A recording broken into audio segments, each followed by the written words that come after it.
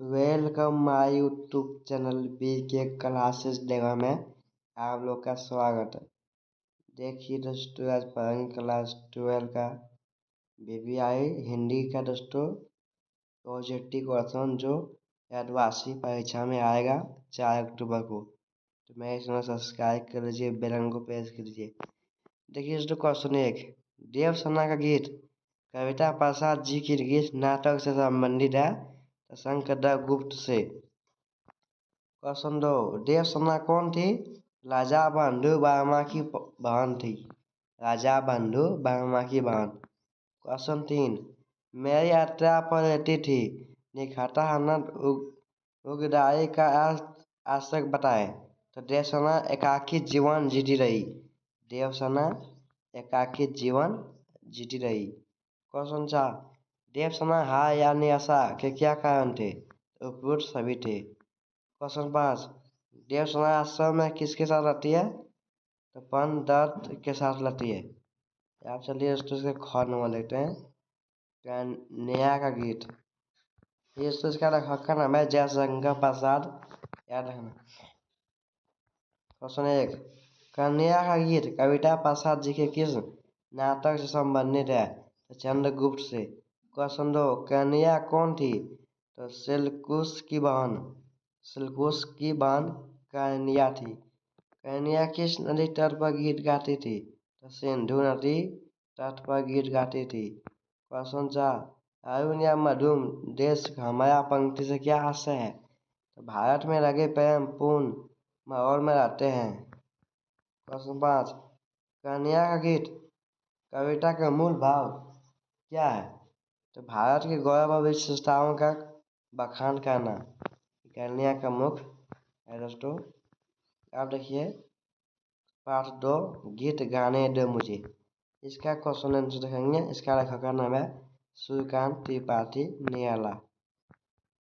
देखिए इसका question answer, मुक्त छंद में के पतवा कवि कौन मान गए?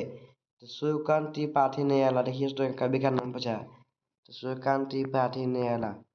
क्वेश्चन 2, निराला द्वारा संपादित पत्रिका कौन सी? तो मतवाला था दोस्तों, मतवाला। क्वेश्चन 3, कवि निराला के बचपन का नाम क्या है? तो सूर्य कुमार है दोस्तों, सूर्य कुमार। यह रहा है काल। देखो पंक्ति में काल का अभिप्राय है तो मृत्यु है। भाग गया जा से मैं जा से कवि क्या तात्पर्य?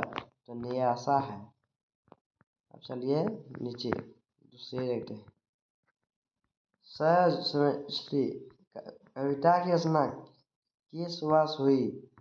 तो सहज स्मृति कविता की रचना 1935 में हुई थी, 1935 में।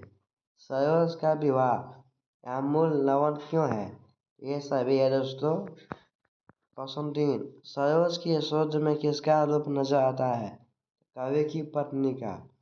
कवि की पत्नी का रूप आता है। सरोज के विवाह पर कौन आमंत्रित थे? तो इनमें से कोई नहीं थे। समाज नहीं थे, मित्र बंधु नहीं थे, आत्मीय जन नहीं थे। मतलब उसके विवाह में कोई शामिल नहीं था। क्वेश्चन 5, शकुंतला कौन थी? तो कविता की नायिका। कविता की नायिका। क्वेश्चन 6, सरोज का पालन पोषण कहाँ हुआ था? तो ननिहाल में हुआ था। ननिहाल को दोस्तों हम लोग नैहर कहते हैं, उसका पालन पोषण वही हुआ था नैहर में। जल शब्द का पर्याय से क्या होगा? तो बादल इसका पर्याय शब्द है दोस्तों, बादल। उस शब्द का क्या अर्थ है? तो हृदय है दोस्तों, हृदय। क्वेश्चन, बहुत जलद धाया और जो अपार में कौन सा अलंकार है? तो उत्प्रेक्षा का अलंकार है। क्वेश्चन 10, देखिए दोस्तों अलंकार आप लोग को याद रखना है। देखिए भल जलद में कौन सा अलंकार है? उत्प्रेक्षा का अलंकार। क्वेश्चन 10, कपान रे पर थ। देखिए दोस्तों यहाँ थ 3 बार आ रहा है। तो दोस्तों पुनर्वतिक प्रकाश दोस्तों, इसका पुनर्वक्ति अनकार दोस्तों। देखिए जो शब्द पुनः प्रयास पुनः आवे, ठीक है। था दोस्तों 3 बार आया, और दोस्तों ये 3 बार प्रयोग हुआ। था ये दोस्तों पुनर्वती दोस्तों फिर से पुनर्वापा हो रहा है। आप देखिए दोस्तों, देखते हैं।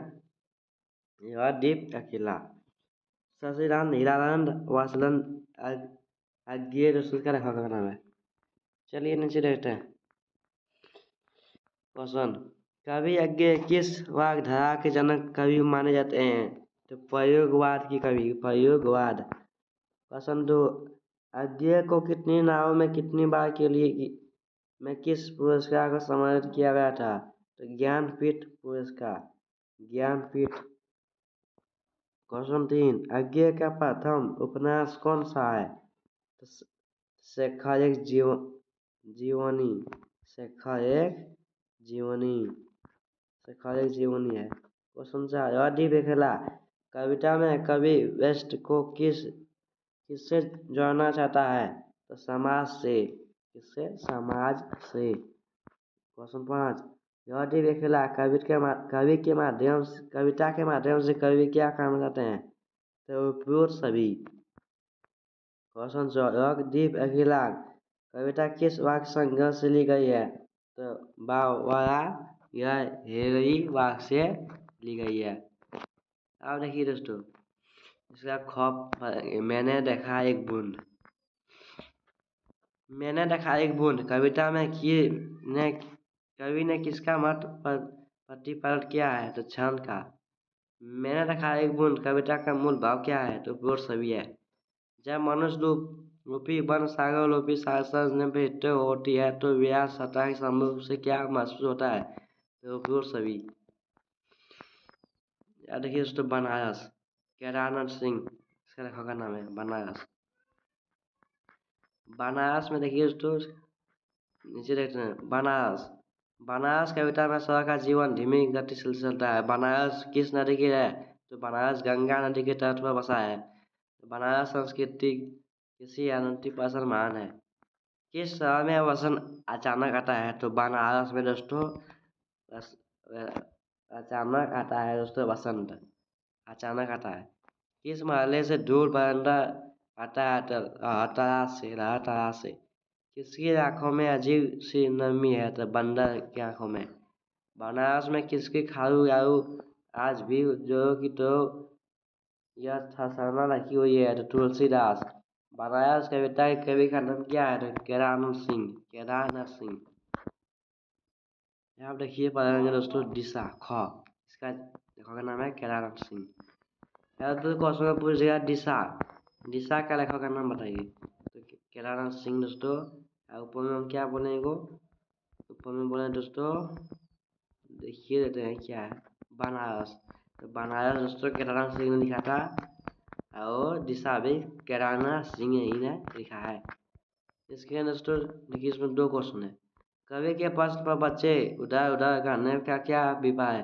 तो पतंग उड़ाने की दिशा, पतंग उड़ाने की दिशा। कविता का मूल भाव क्या है? तो बच्चों अर्थात को अपने ढंग से देखते हैं। क्या देखिए दोस्तों, ये 5 नहीं है दोस्तों सिलेबस में। देखिए दोस्तों, इतने तो वसंत आया। देखिए दोस्तों, वो है दोस्तों वसंत आया, वो सामने इसको लिखा है दोस्तों, वसंत आया। तो लास्ट देखेंगे दोस्तों, तब अगले वीडियो में पार्ट का क्वेश्चन आंसर देखेंगे। वसंत आया, देखिए वसंत आया कविता के रचयिता कौन है? तो लघुवा सहाय। कवि ने चिड़िया के चहकने की तुलना किससे की है? तो बहन के डाक खाने से, बहन के डाक खाने से। कवि को बसंत के आने का पता किसे चला? तो कैलेंडर से पता चला। कवि को धान के जंगलों में ढकने का क्या पता चला? तो कविताओं से। 5, पीला शब्द का अर्थ है? तो पीले हो चुके। कवि ने निम्नलिखित में से वसंत की कौन सी विशेषता बताई? तो ये सभी दोस्तों। वसंत आया कविता में कवि का चिंता क्या है? तो मनुष्य का प्रकृति से रिश्ता ढूंढना। हो गया दोस्तों, ये आप लोग याद कर लीजिएगा। थैंक यू, मिलते हैं अगली वीडियो।